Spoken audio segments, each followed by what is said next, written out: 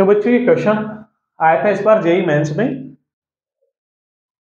Suppose that number of terms in AP is 2k, k belongs to n if the sum of the all odd terms of an AP is 40, the sum of all even terms is 55 and the last term of AP exceed the first term by 27, then k की value find out करनी।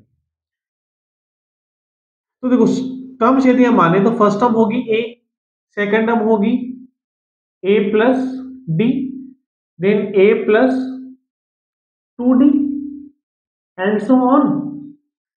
Last term हमारी बन जाएगी total number of terms में से। तो देखो और यह लास्ट टर्म क्या बन जाएगी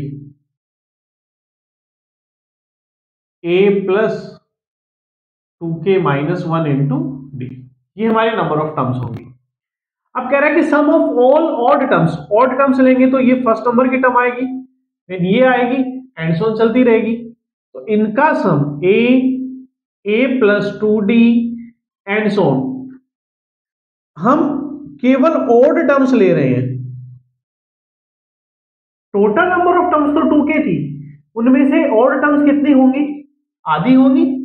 k टर्म्स कितनी होंगी, ऑड होंगी। तो एस एन का फॉर्मूला यदि लगाएं तो यहां कहते हैं s k equals to k by 2 into 2a plus n की जगह k माइनस 1 इंटू डी। अब इन दोनों में कॉमन डिफरेंस कितना रहेगा, ओरिजिनल से ज्यादा हो गया डबल, क्योंकि एक टर्म छोड़ के ले रहे हैं 2d। अब पूरी इक्वेशन में ओड नंबर का टर्म्स हमें दे रखा था 40, तो इसकी जगह कितना आ जाएगा 40। अंदर से 2 कॉमन ले लो तो k बाई 2 इंटू 2 कॉमन ले लें तो ये हो जाएगा a plus k minus 1 into d. ये कैंसिल आउट हो गया तो एक इक्वेशन हो गई a plus k minus 1 into d equals to 40 by k। इसको इक्वेशन 1 अज्यूम कर लें। सेकंड कह रहा था कैंसिल टर्म ले रही है, इवन टर्म्स लेनी है हमें। तो जब इवन टर्म्स लेंगे तो टर्म्स कहां से स्टार्ट होगी, सेकंड टर्म से a प्लस डी।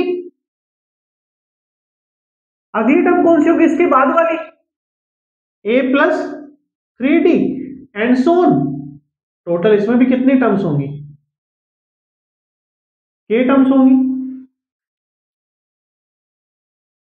यहां से एस के का फॉर्मूला लगा दे, एस एन का फॉर्मूला लगा दे, इसको मान ले एस के dash equals to number of terms तो इसमें भी k है, k बाई 2।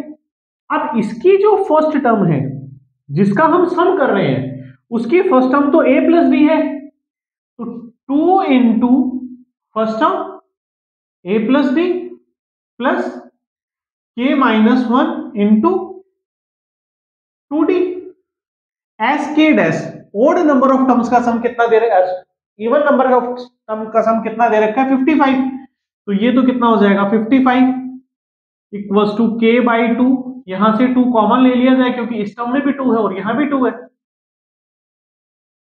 हो गया a प्लस डी, अंदर मल्टीपल कर दे तो बन जाएगा k d माइनस डी, और यहां d से d कैंसिल, 2 से 2 कैंसिल, तो a प्लस के डी इक्वल्स टू कितना हो गया 55 बाई k। और एक तीसरी टर्म और दे रखी है, इसको इक्वेशन 2 ले ले।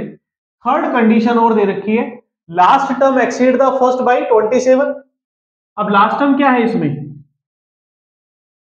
a plus 2k minus 1 into d equals minus first term equals to 27।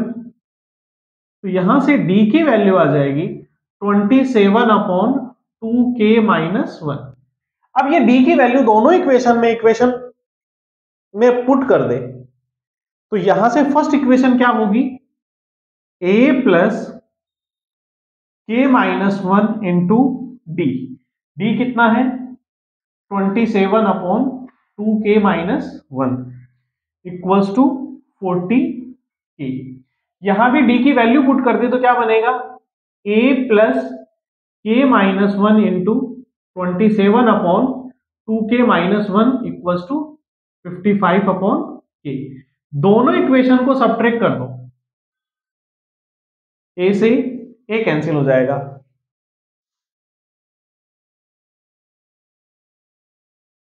इसमें कितना था, के ही था, के डी। सेकंड टर्म में तो केवल क्या था, के ही था। अब दोनों को सब्ट्रैक्ट कर दे तो यहां से क्या होगा, के माइनस 27 अपॉन 2 के 27 अपॉन 2 माइनस की तो कॉमन आ जाएगा, 27 अपॉन 2k माइनस 1 को कॉमन ले लिया जाए तो कितना बचेगा, के माइनस 1 में से सब्ट्रैक्ट कर दें के, और इधर सब्ट्रैक्ट कर दें 40 माइनस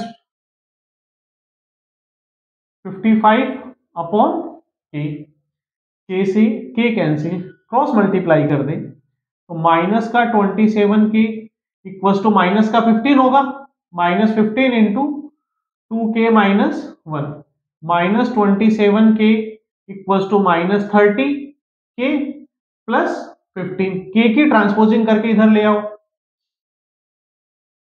तो पॉजिटिव हो जाएगा, 30 के माइनस 27 के equals to 15, 3k equals to 15 और k की वैल्यू हो जाएगी 15/3 तो k की वैल्यू फाइंड आउट करनी थी, k की कितनी आ जाएगी 5। Option D is the correct answer, option D इसका राइट आंसर होगा।